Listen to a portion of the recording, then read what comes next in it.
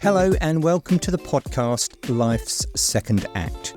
This is the podcast that delves into the transformative phase of later life, exploring its challenges, new directions and some uncertainties that come with it.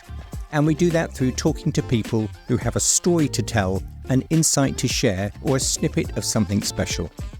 My name is Simon Burgess, and in this episode we speak to Michael Iso and Simon Humphreys.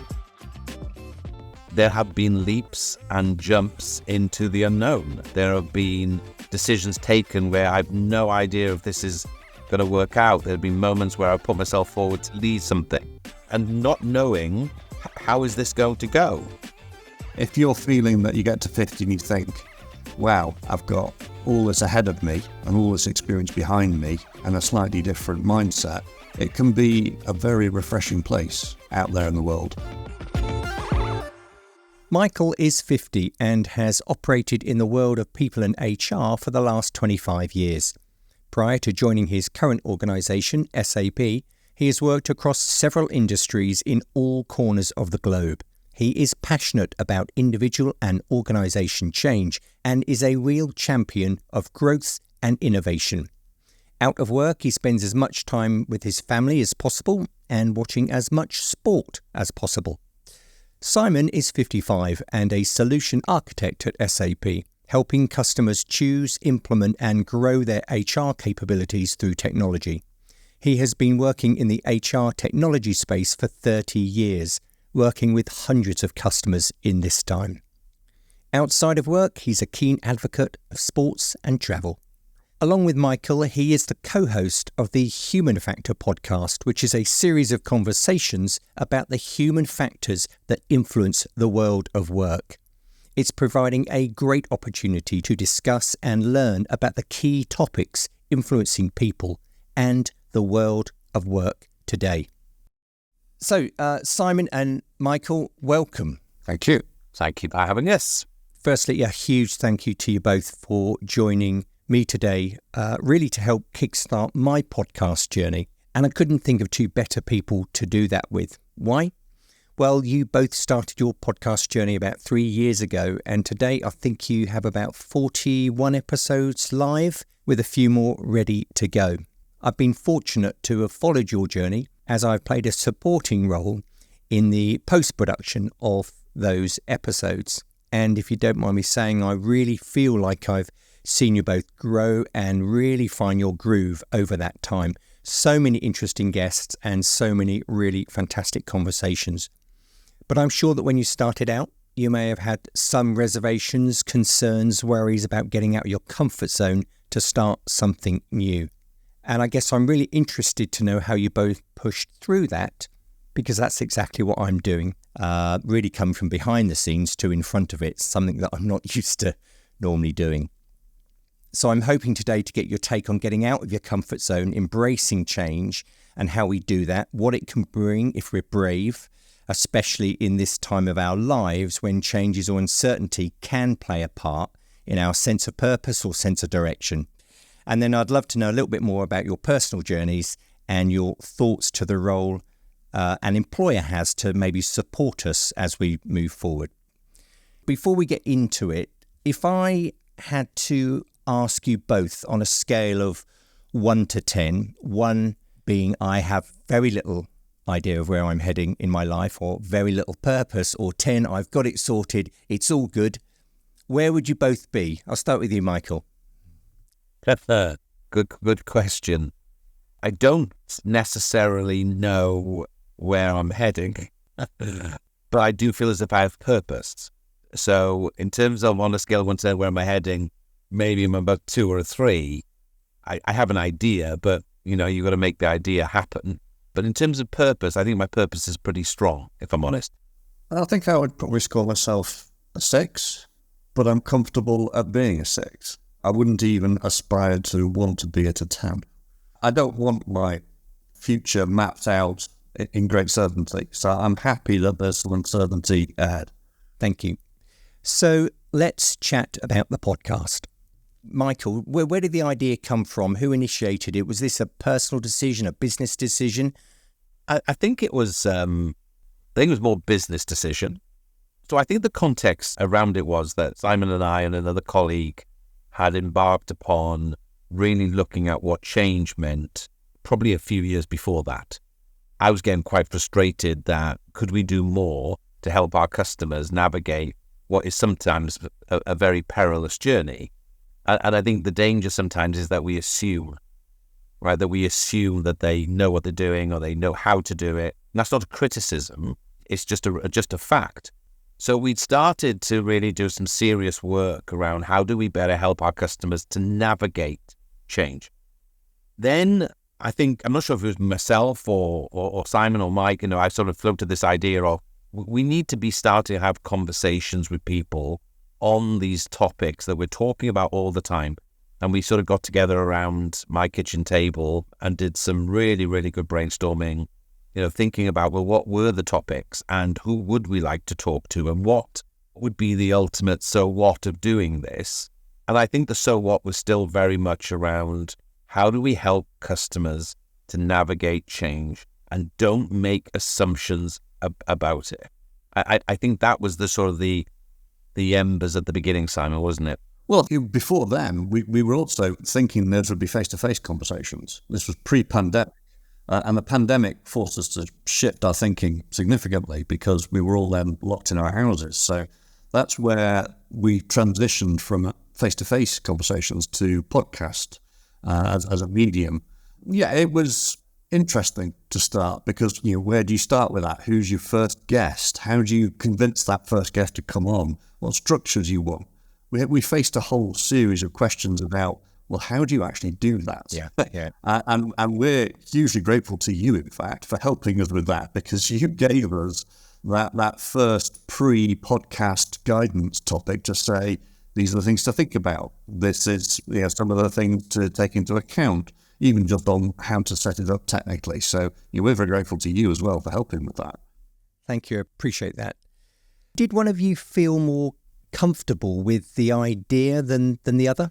Well, I was. And I do actually remember the conversation with Simon where I went, listen, I think we need a double act. I think I need a co-host and I think you'd be perfect. And I think the line went quiet or you went under a tray line or something. But I was really grateful that he was willing to really step into it when I knew it wasn't something he'd done before, wasn't naturally a comfort zone. I didn't mind it so much. I think I'm used to facilitation. I'm used to having those kind of conversations. So I didn't know what I was doing, but I wasn't daunted by what we were about to do. It was fine for me, but I was very mindful that this was something very different for Simon. Tell me about that, Simon. What were your emotions at the beginning and how did you lean into those fears and worries that you had about getting out of your comfort zone? So I'm a natural introvert. I'm someone who prefers to remain behind the scenes by personality type. Even when I started out life in consultancy, the idea of presenting to a customer was scary for me. And that's something that over time, I've lent into. But then, you're taking that to a next level again by saying, now do you want to front up or, host or co-host a podcast series? That takes it to another level again. And I think probably to exaggerate it, it's also where you're fronting something that you can't see the reaction to it.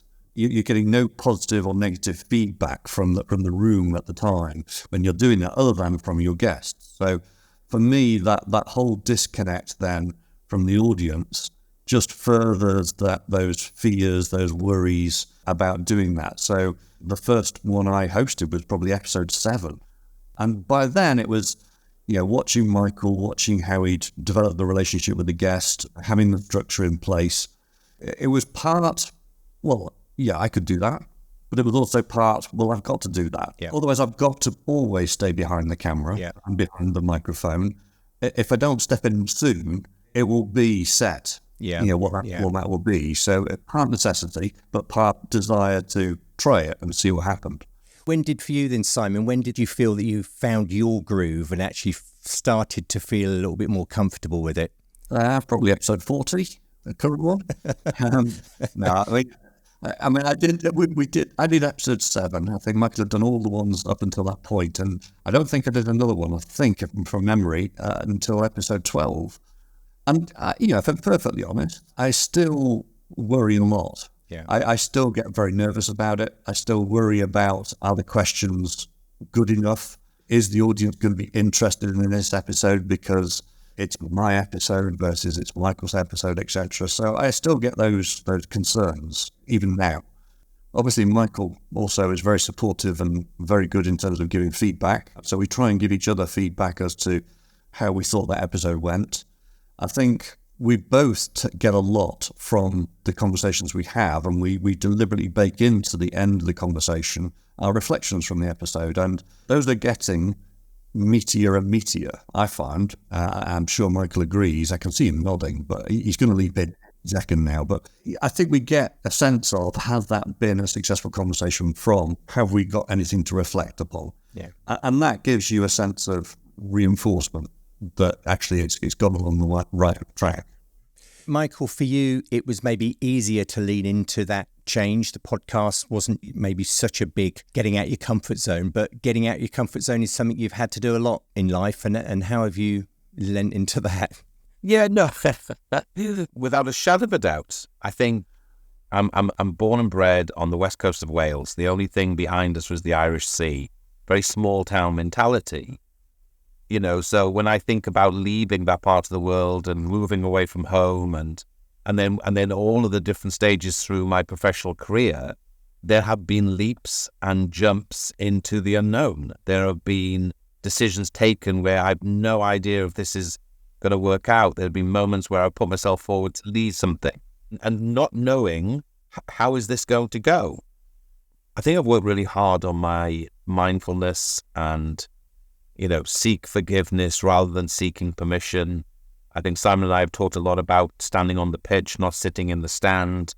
Don't be an observer, be brave. And I've tried to hold that dear, and I have done throughout most of my life. And there's been times where I've been terrified, yeah, scared, absolutely, without a shadow of a doubt. Has that got easier?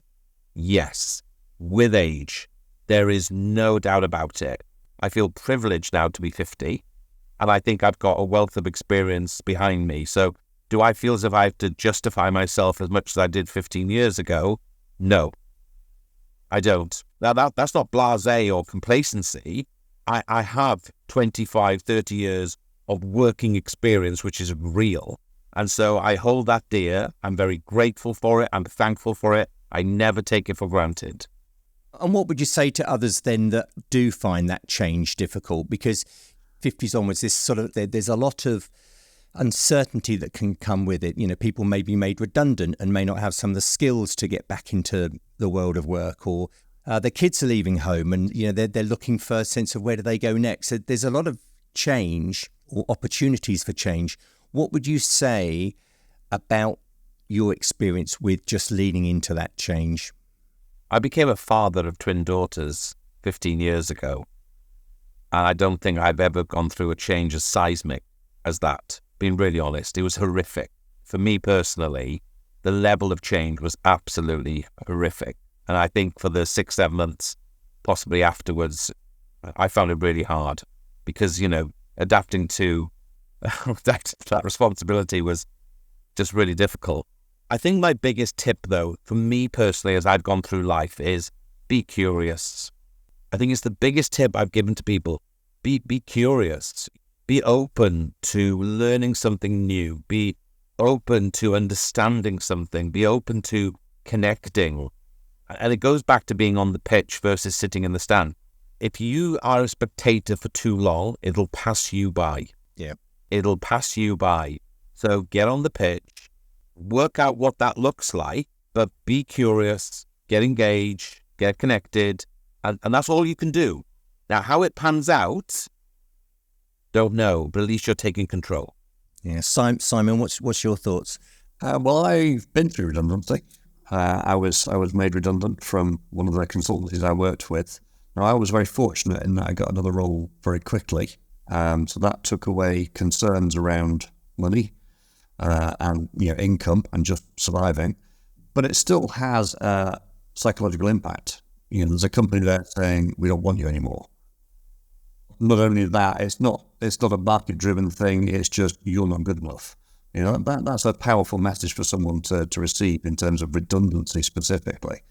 I think you've got to develop a degree of mental resilience to some of that, because whilst it's all good and okay to say, well, you know, one door closes, another door opens, and keep a very positive outlook, you've still got to fix the demons in your head about what that really means. And you've got to process that, and you've got to give yourself time to process that as well, because that can be challenging.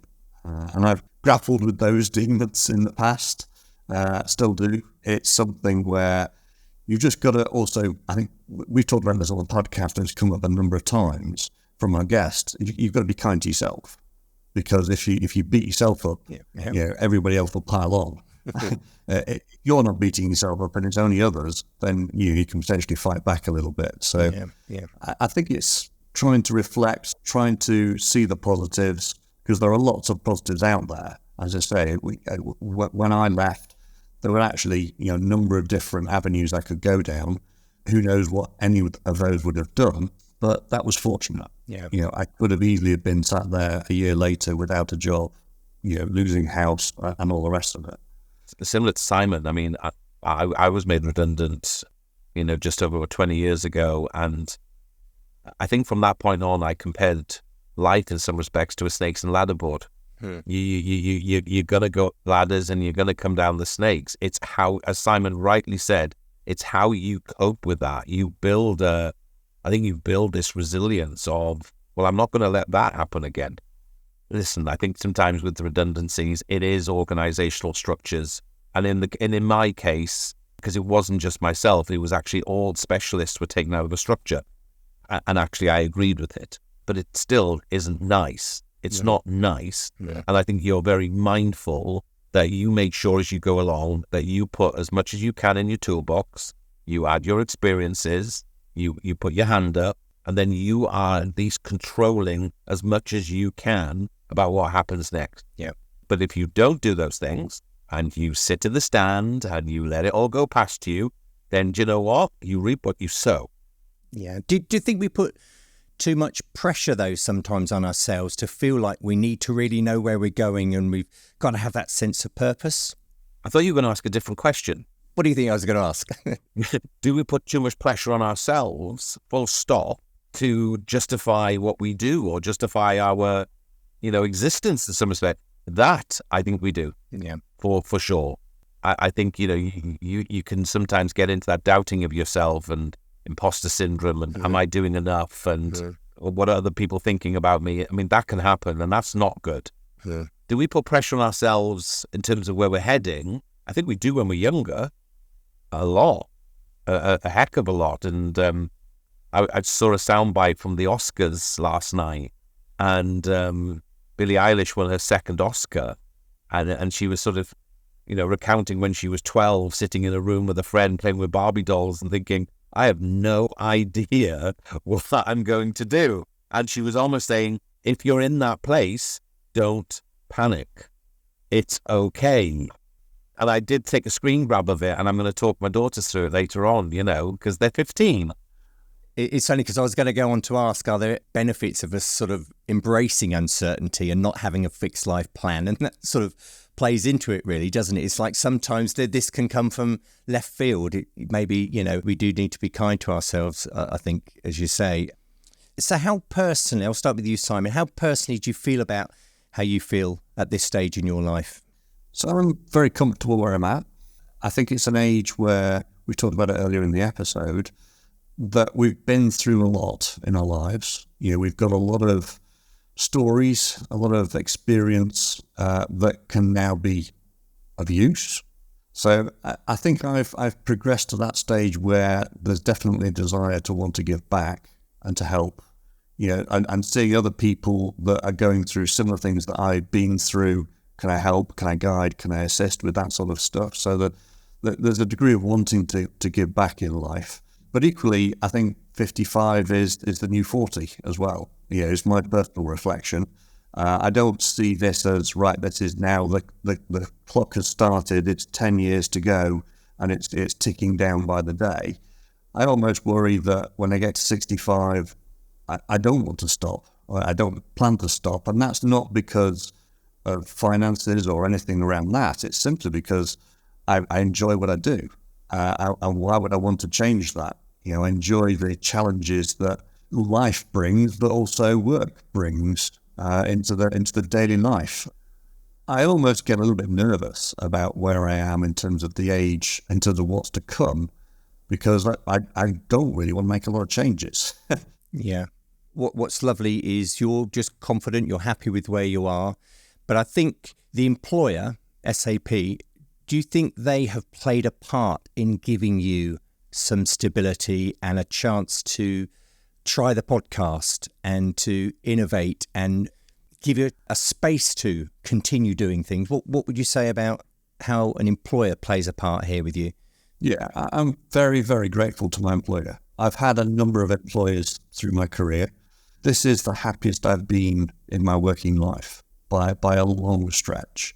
And that's a reflection of where I am, but it's also a reflection on, as you say, the stability and the flexibility that my employer gives me. The trust that they give me is great because I can try things without fear. I can experiment. I can go in different directions. I don't have to effectively justify what I'm doing either. I don't have somebody looking over my shoulder every 5 minutes, asking, is this done? Is that done? What are you doing? Why are you doing that? And I think that trust is great because it allows me to experiment and go in different directions. And as you say, they've trusted us, they've backed us by allowing us to explore the podcast, to explore the initiatives that we've explored, and there have been many of those. And they continue to provide that support. And I think, without that, it could feel different at 55. I could be counting the clock down. But at the moment, it's almost how do we keep this clock going? So that's your professional side. With your family, your children, you've got 2 girls, was it 20 and 23? How does that play into this part of life? Because as Michael said, when our children arrive, there is a huge change and we're trying to get used to that change. And then we lead our children through, and at 20, 23, they're finishing uni and maybe moving off doing different things. How does that play into your life now? So that's actually hugely rewarding, but hugely worrying as well. You want them to have the best in life. And when they struggle, there's the desire to go and fix it, when in reality, it's better if they can fix it themselves, just with some guidance from yourself, rather than stepping in and fixing and resolving things. So my eldest is now working. She's been through university, and that was difficult for her. And she's now tried a few different jobs, so she's still finding, where she will thrive. She's trying very hardest, and therefore it's providing her as much space and freedom, but support to do that. Whereas the youngest probably still doesn't have a path in life worked out yet. My personal feeling is, at university, is she embracing it as much as the opportunity that a university offers? Because she's struggling a little bit with that. But again, through struggles, you also develop your personality. Yeah. You develop your own style. That's partly what I would observe of myself in the past, that some of those struggles have actually defined who I am. Yeah. So I think it's necessary for them to go through these sort of things, although even as a protected parent, you want to go and wrap them in cotton wool and fix every problem that they meet. It's trying not to sometimes, and let them sort of see things and let things pan out more naturally. And a bit more time for you and your wife now, I guess, to find new things. Yeah, absolutely, which is nice. I mean, it's not quite empty nest, but it's getting there. But then you start to recognise the value of when they come and visit.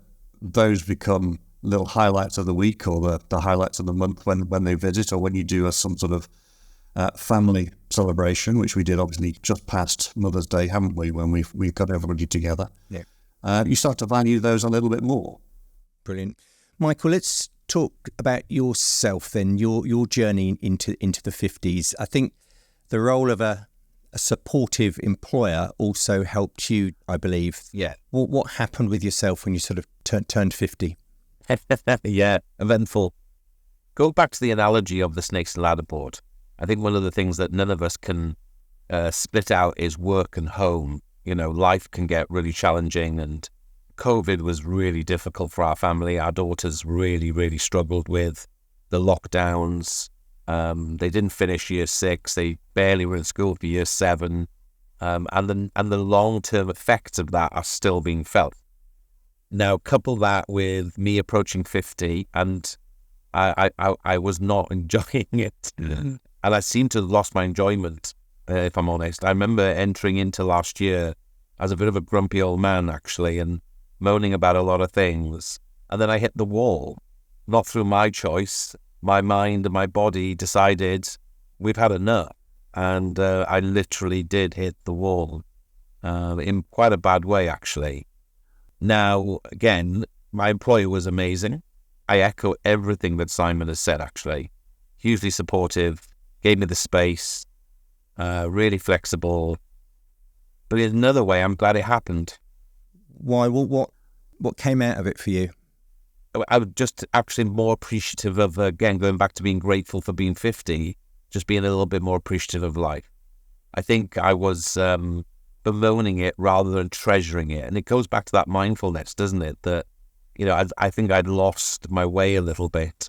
I was not looking forward to being 50. I was not looking forward to that point in my life. Just generally, I'd hit a bump, I think. Whereas now, coming out the other side, I'm just way more appreciative, way more grateful, enjoying the smaller things. And I think the biggest thing of all, I think, is my daughters have seen the change.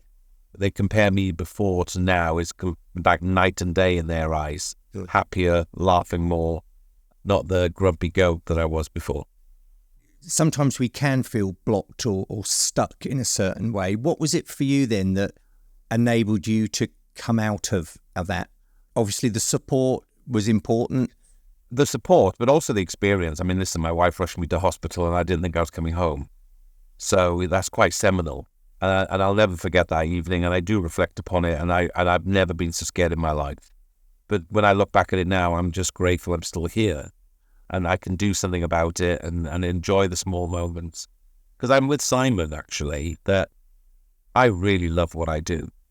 You know, I love what I do every day. I don't see it as a job. It's more of a vocation. It's more of a way of life. I think what Simon was saying about giving back and giving that experience and guiding, etc., that is something that I hold very, very dear, and I love to bits.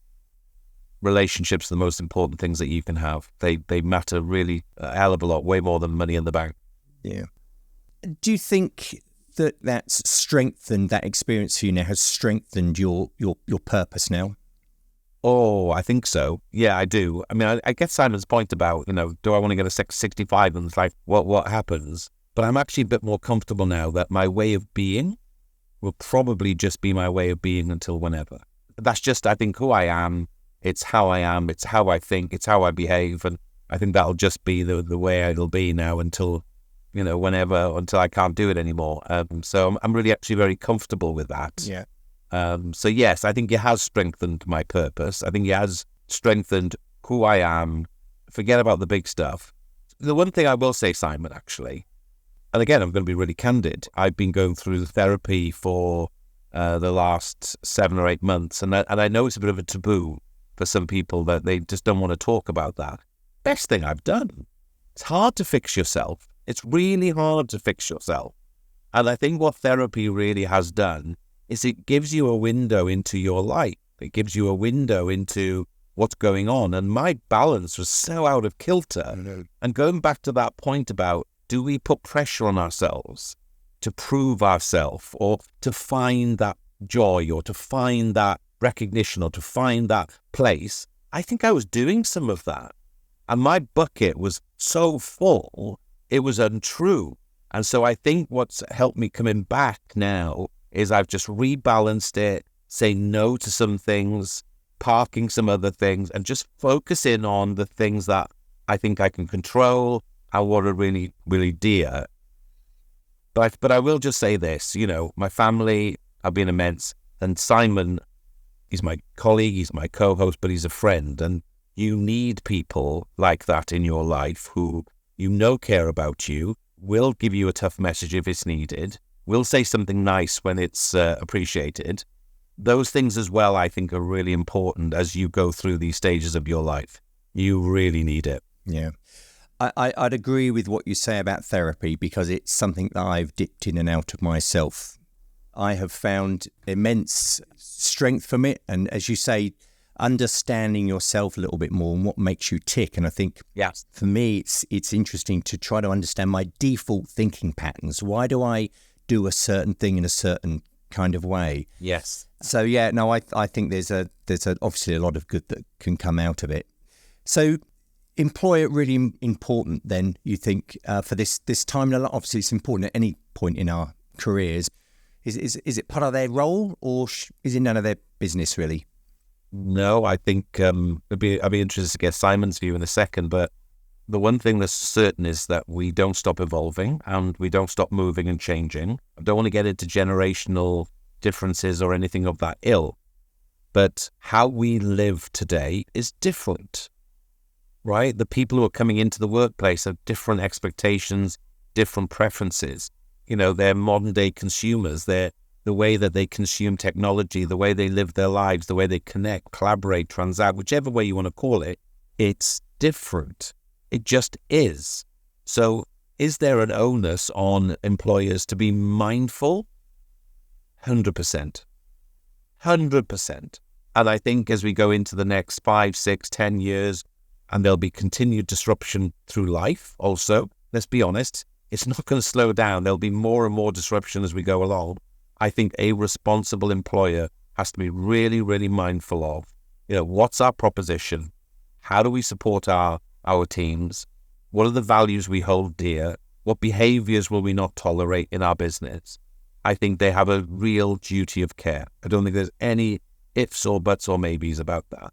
And if you take it to the bottom level, an organization is solely reliant really on its people feeling connected, feeling safe, feeling that they're operating in an inclusive environment, because then, things will happen. And to quote James Timpson from Timpson, who will be appearing on our podcast, but he said very clearly last week, our happiest people make the most money.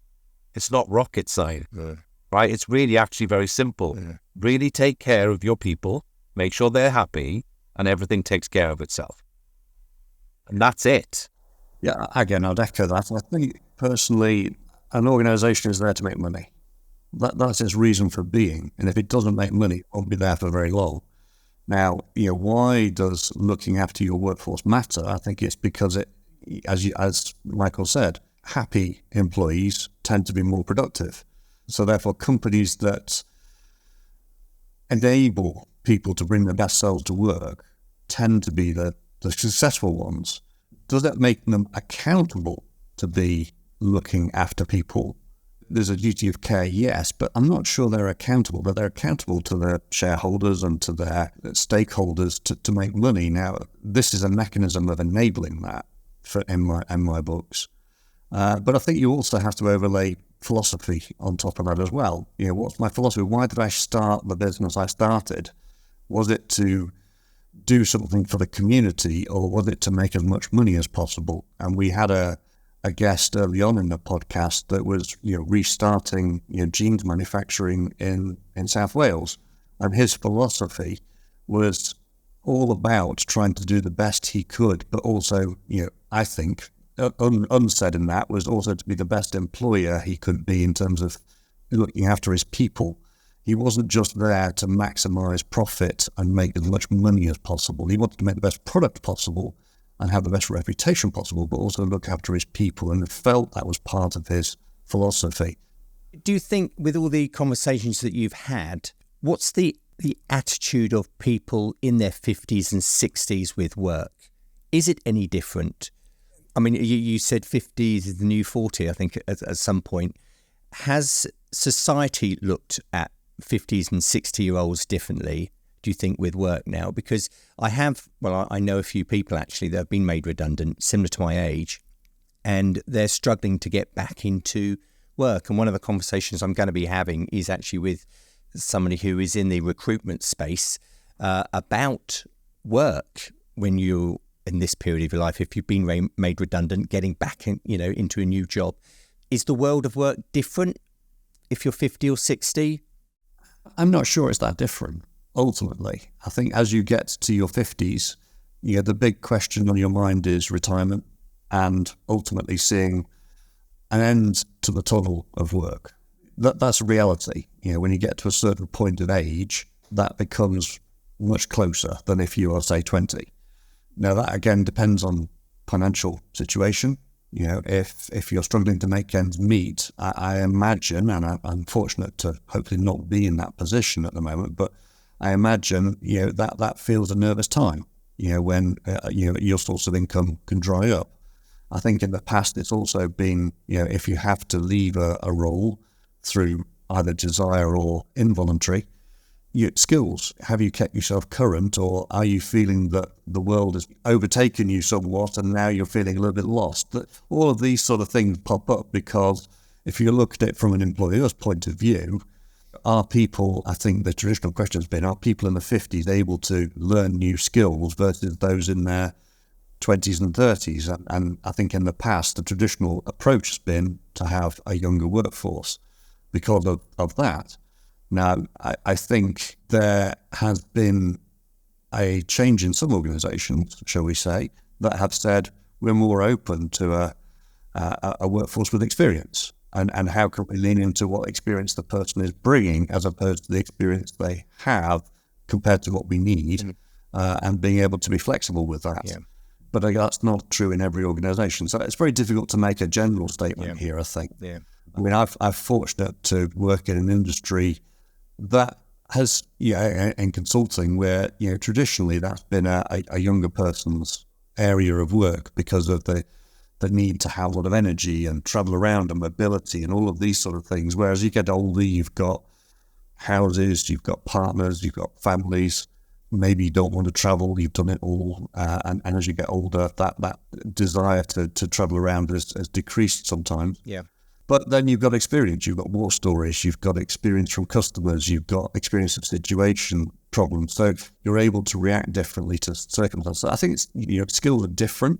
And it's a question of whether the organisation values those differences in skills. I just wonder, anecdotally, is there still a change or a perception message that needs to shift holistically for the individual to give them the confidence that, you're not going to be put out to pasture. You're still recognised, you're valued, you have skills, your experiences, etc.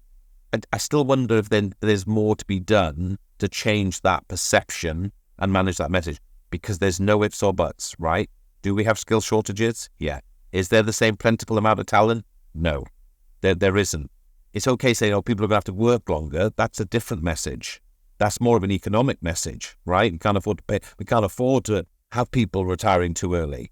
I think there's got to be a flip of that now of you're valued, right? You're needed. Your experience is really important. So I think there's more that can be done. But I think Simon's right, and it's what I echo along as well.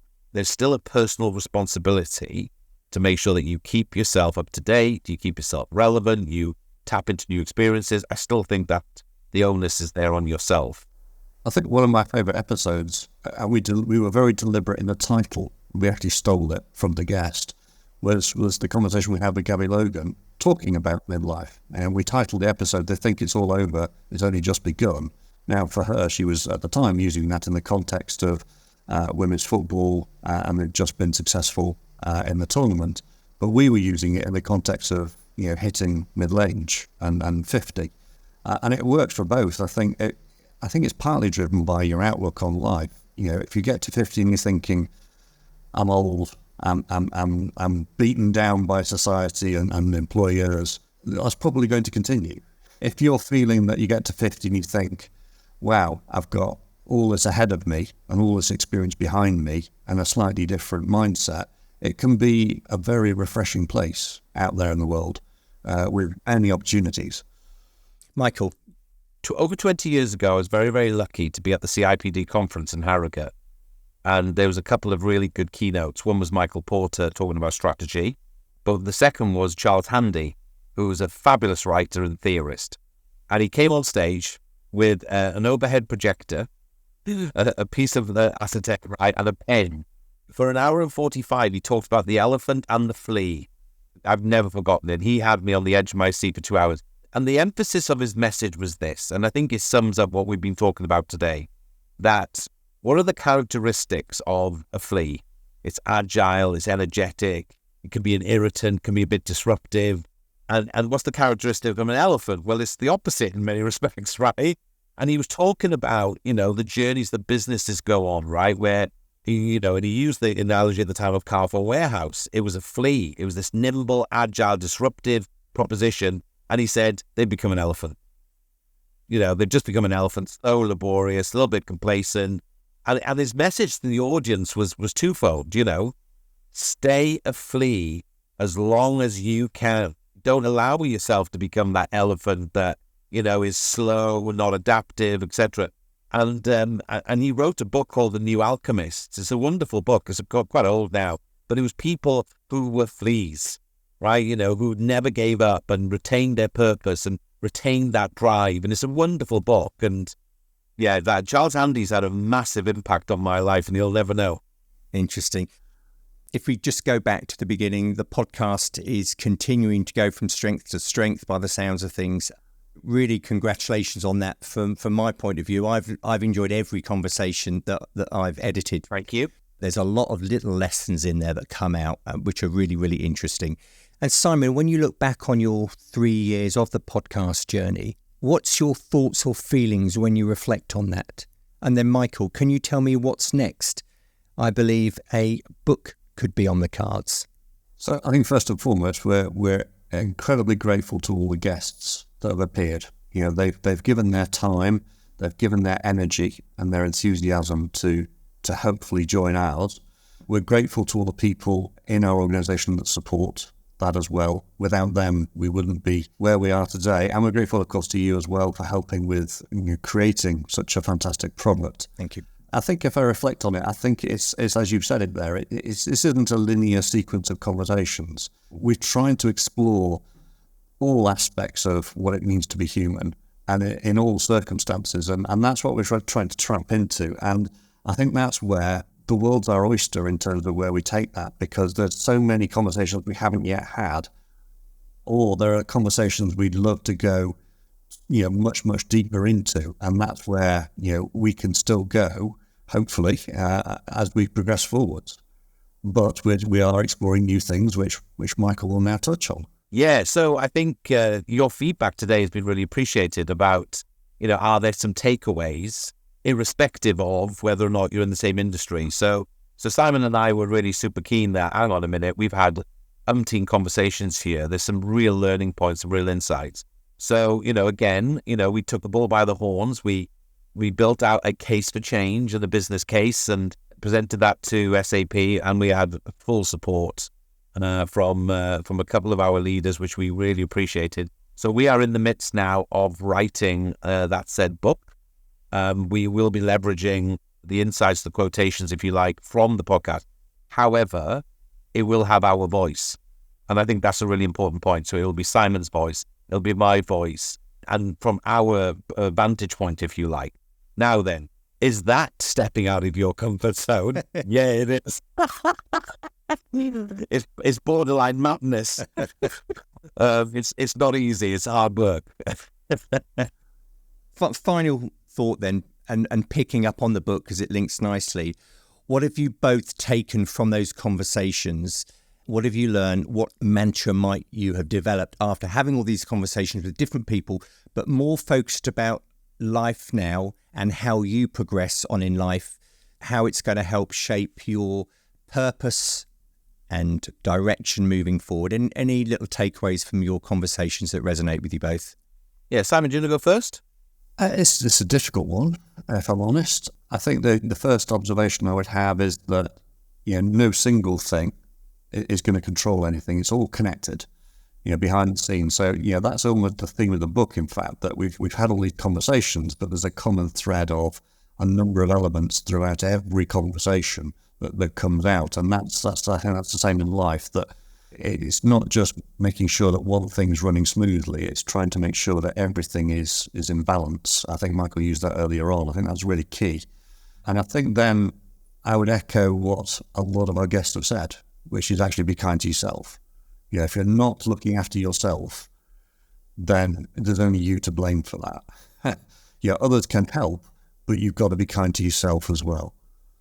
Simon, I went into the podcast with a view that has been validated, that the DNA of a human being has not actually really changed. How we live our life, however, is changing dramatically. But I went into it with a view that the basic fundamentals really matter to people on a day-to-day basis.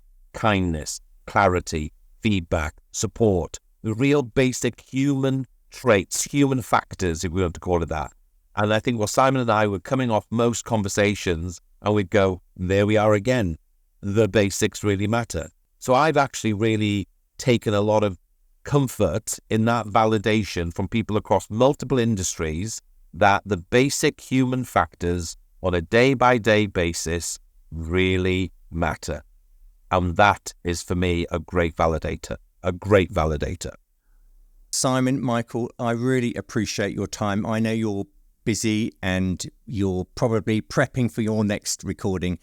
So I really do appreciate your time for this, because for me it was really important to have two people that I know had been on a journey. And thanks very much, Simon and Michael. Thank you. Thank you for having us. You're more than welcome. Thank you. Thank you, Michael and Simon, for joining me today as I kickstart my podcast journey. And I really appreciate all your thoughts and ideas around how you started your podcast and really embracing what's been a really fantastic journey, I think, for you both over the last 3 years. And also, I think what was really interesting to hear was the importance that employer has in making you feel valued and purposeful. Obviously, in both cases, I think there was a sense of trust there, that the employer, SAP, trusted you both. They allowed you to try things without fear and allowed you to experiment and go into different directions. Well, it all starts here, and I'm pleased to say that I have another 5 interviews all good to go, and I can't wait to share all these stories as we move forward. If there are any common themes or stories you wish to share, then I would be really interested to chat further. And if you want to know a little bit more about me and why I'm on this journey of self-discovery, looking to find, a sense of renewed purpose and a new sense of direction, I urge you to listen to the first couple of episodes of the podcast, or take a look at the website lifessecondact.com. I'll pop a link in the notes below.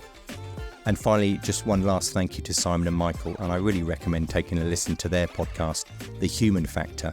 I'll pop a link in the notes again below. But let's continue the journey next time on Life's Second Act.